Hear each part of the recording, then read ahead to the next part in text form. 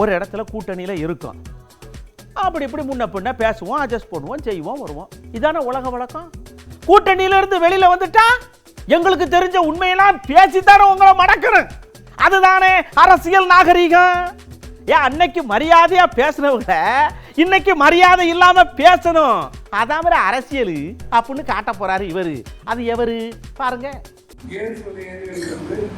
அதே போலவே மத்திய அரசாங்கத்தை போற்றப்பட்ட அத்தனை விலைகளை உயர்த்திவிட்டு இன்றைக்கு நான் தான் மகாத்மா காந்தியத்தை போல நம்ம இந்தியாவுடைய பிரதமர் திரு நரேந்திர மோடி அவர்கள் எல்லா இடங்களிலும் பேசி வருகிறார்.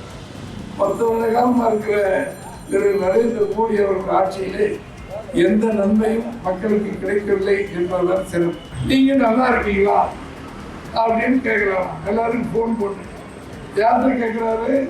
1000 ரூபா வாங்கின பெண்களிடம் கேட்குறாங்க. அவங்க என்ன சொல்லுவாங்க? ஐயா 1000 ரூபா வந்துச்சு, நல்லா இருக்கேன். வாங்காத பெண்கள் 50% இருக்கிறாங்க. 1.25 கோடி மக்கள் பெண்கள் வாங்காமல் இருக்காங்க.